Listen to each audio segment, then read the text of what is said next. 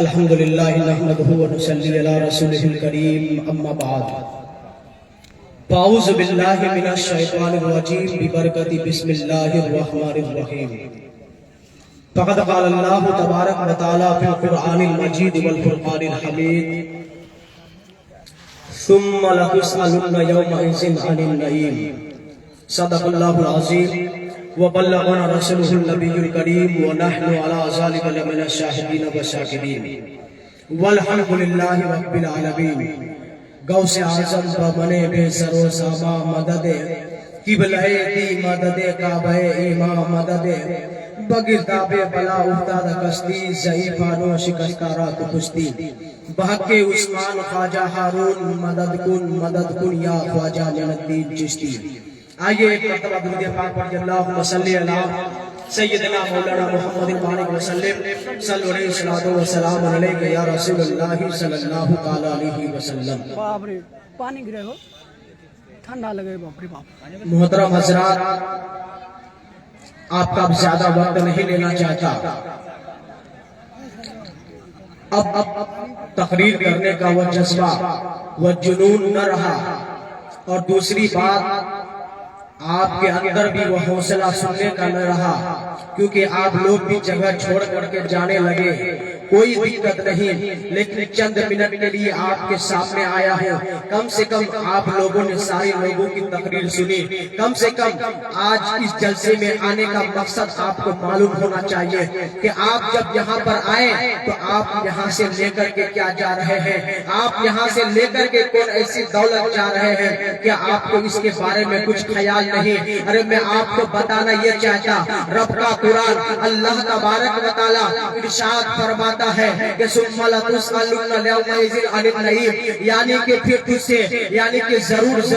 اللہ اپنی نعمتوں کے بارے میں تم سے سوال پوچھے گا۔ اللہ تم سے اپنی نعمتوں سے، تمہارے بارے میں، یعنی اللہ نے جو تمہیں نعمت عطا کیا وہ تم سے پوچھے جائے گا۔ قیامت کے دن وہ میدان محشر جہاں پر نفسی کا عالم ہوگا، وہ رب قدیر جب تم سے کوئی سوال کرے گا اس وقت تو جواب کیا دے گا۔ لیکن ایک بات میں عرض کرنا چاہتا ہوں، یہ رب قدیر کون ہے؟ کیا آپ کو اس کا خیال نہیں؟ یہ ہم سب کا مالک و خالق ہے، یہ ہم سب کا خالق ہے، ہم سب کو رزق دینے والا رب قدیر ہے۔ ارے اسی رب قدیر کو ہم لوگ منانے کے لیے تو محفل جلسہ میں آئے ہیں، ہم لوگ اسی کو منانے کے لیے تو یہاں پر جمع ہوئے ہیں، تاکہ رب تبارک و تعالی ہم سے راضی ہو جائے، تاکہ رب تبارک و تعالی ہم سے ناراض نہیں بلکہ پروردگار عالم ہم سے راضی ہو جائے۔ ارے ہماری آپ کی تمنا یہی ہے کہ پروردگار عالم ہم سے راضی ہو جائے۔ لیکن آپ کو بتاتا چلو،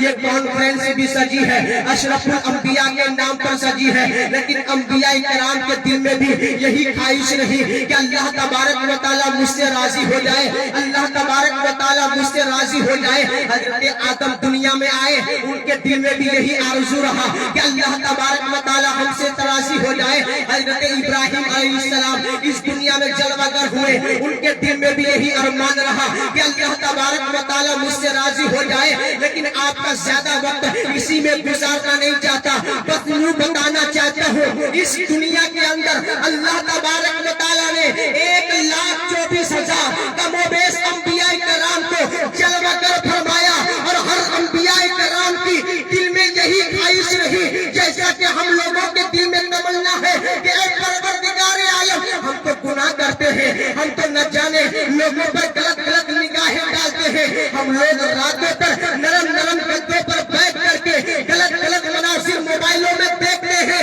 لیکن اے پروردگار عالم ہم گنہگار ہیں صحیح، لیکن تیرا محبوب بندہ بھی وہ بھی یہی چاہتا تھا کہ تم مجھ سے راضی ہو جا، اور میں بھی چاہتا ہوں، اور ہم لوگ تمام لوگ چاہتے ہیں اے پروردگار عالم تم مجھ سے راضی ہو جا۔ لیکن ایک بات یہاں پر رک کے عرض کرنا چاہتا ہوں، جو لوگ چلے گئے جانے دو، اور جو جا رہے ہیں اس کو بھی جانے دو۔ میں نے اسے روکنا نہیں ہے، میں نے اسے نہیں کہنا وہ واپس آ جائے، وہ چند منٹ کی گفتگو کو سنے، میں اسے روکنے کی کوشش نہیں کروں گا۔ لیکن ایک جملہ کہتا ہوں، وہ جملہ اگر آپ کے دل پر لگ جائے، اگر آپ کے دماغ پر اثر کر جائے تو پھر اپنی جگہ دوبارہ لا کر لے سکتے ہو، اپنی جگہ لا کر کے آرام سے بیٹھ سکتے ہو۔ ارے رب کا قرآن اتارنے والے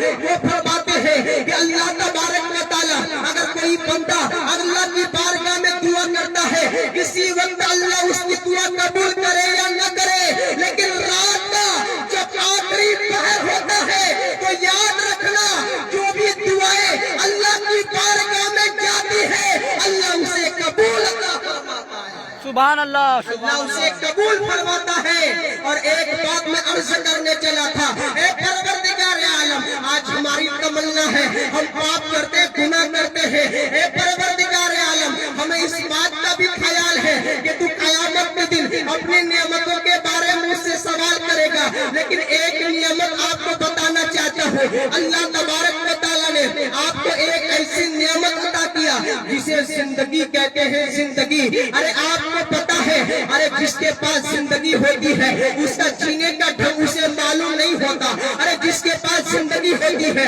اسے اس کا زندگی بسر کرنے کا طریقہ اچھے سے معلوم نہیں ہوتا۔ لیکن ایک بات عرض کرنا چاہتا ہوں، زندگی کے تین ادوار ہوتے ہیں، تین طریقے سے زندگی گزارا جاتا ہے، لیکن ایک دور ایسا آتا ہے یعنی کہ جب بچہ پیدا ہوتا ہے تو پھر کوئی گناہ کرے تو پھر اس کا گناہ لکھا نہیں جاتا، لیکن ایک دور ایسا آتا ہے جب بندہ جوانی میں رہتا ہے اس وقت اس کی عقل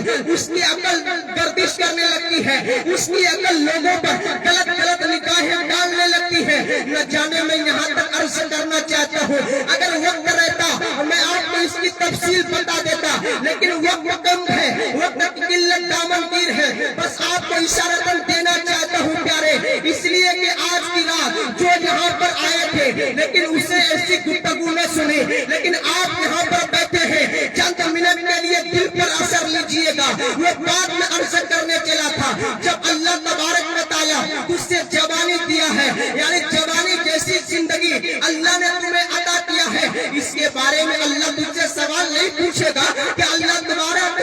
اس جوانی کے بارے میں نے تو دیکھا جب یہاں پر جلوہ گر ہوا تھا، میں نے راستوں میں دیکھا اتنی بھیڑ تھی اور کسی اور کی بھیڑ نہیں بلکہ ہمارے نوجوان راستے میں گھوم رہے تھے، ہمارے نوجوانوں کی بھیڑ لگی ہوئی تھی۔ اور دیکھو تو صحیح، منہارا پٹی میں دیکھو لڑکیاں ہیں تو ہیں، لیکن ہمارے جوان بھی وہاں پر موجود ہیں، ہمارے جوان بھی وہاں پر موجود ہیں، لیکن ایک جملہ جوانوں کے حوالے کرنا چاہتا، اے میرے قوم کے جوانوں، کیا تجھے اس جوانی کا واسطہ دینا چاہتا؟ کیا تجھے اس جوانی کا خیال نہیں ہے کہ رب تبارک و تعالیٰ تجھ سے پوچھے گا؟ لیکن یاد رکھو، لیکن سخت امتحان اللہ تبارک و تعالیٰ اگر قیامت میں تم سے لے گا تو کسی اور چیز کے بارے میں نہیں بلکہ یہی کہے گا، پروردگار عالم ہماری ماں بہنیں بھی سن رہی ہیں، میں ان کی بھی توجہ چاہتا ہوں، رب کا قرآن کہے گا، یعنی میدان محشر میں رب کا اعلان ہوگا،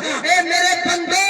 میں نے تجھے جوانی دیا تھا، تو نے جوانی کو کہاں مس یوز کیا، تو نے جوانی کو کہاں استعمال کیا؟ لیکن یاد رکھو اب بھی جہاں پر جو بیٹھے ہیں وہ جوان نظر آ رہے ہیں، لیکن یاد رکھنا اشرف الانبیاء کانفرنس میں آنے والے انسان نوجوان میرے مسلمان، ایک بات میں عرض کرنا چاہتا، اگر کسی چیز کے سختی سے کسی چیز کے بارے میں پوچھا جائے گا کسی اور چیز کے بارے میں نہیں بلکہ جوانی کے بارے میں پوچھا جائے گا کہ تو نے جوانی کو کہاں پر گزارا ہے، میں نے تجھے جو جوانی دیا تھا کیا تو نے میری عبادت میں گزارا تھا کہ نہیں گزارا تھا؟ میں اپنا حال آپ کا حال سب کا جانتا، آپ کا حال آپ جانے، اپنا حال میں جانتا، لیکن میں عرض کرنے کیا چلا تھا کہ انبیاء کرام بھی وہ یہی خواہش رکھتے تھے کہ اے پروردگار عالم تم مجھ سے راضی ہو جا، تم مجھ سے راضی ہو جا، جیسا کہ ہم لوگ بھی تمنا رکھتے ہیں۔ لیکن آپ کو ایک بات بتانا چاہتا ہوں،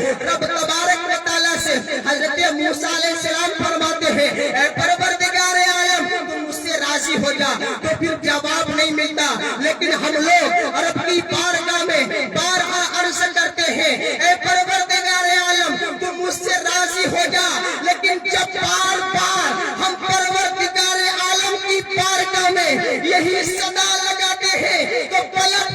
کر کے ہمیں جواب ملتا ہے کہ اے معراج ربانی تو میری بارگاہ میں پلٹ کے یہ سوال کرتا ہے کہ تم مجھ سے راضی ہو جا، تم مجھ سے راضی ہو جا، لیکن سن تیرا رب یہ کہتا ہے اگر تم کرنا چاہتا ہے، اگر تو یہ چاہتا ہے کہ تیرا پروردگار راضی ہو جائے تو تجھے اور کچھ نہیں کرنا ہے، بلکہ جو انبیاء کے سردار ہے اسے راضی کر، سبحان اللہ سبحان جو اللہ انبیاء کے سردار ہے اسے راضی کر لو تو پھر اللہ خود بخود راضی ہو جائے گا، اس لیے کہ خدا کی رضا چاہتے ہیں تو عالم، خدا کی رضا چاہتے ہیں دو عالم، اور خدا چاہتا ہے رضائے محمد۔ وقت کی قلت دامنگیر ہے، گفتگو کے درمیان کہیں پر لفظ خطا ہو گئی ہو تو پھر آپ لوگوں کو گواہ بنا کر کے توبہ کرتا ہوں۔ وقت ہوتا تو اور بھی کچھ بیان کیا جاتا، لیکن وقت پیروں میں زنجیر جیسے لپٹے ہوئے ہیں۔ بس آخری بات، اگر گفتگو میں درمیان میں کہیں غلطی ہو گئی ہو تو آپ لوگوں کو گواہ بنا کر کے توبہ کرتا ہوں۔ استغفر اللہ ربی من کل ذنب واتوب الیہ، اور کلمہ پڑھتا ہوں، آپ لوگ بھی پڑھیے لا الہ الا اللہ محمد رسول اللہ، وآخر دعوانا الحمد للہ رب العالمین۔ السلام علیکم ورحمۃ اللہ وبرکاتہ۔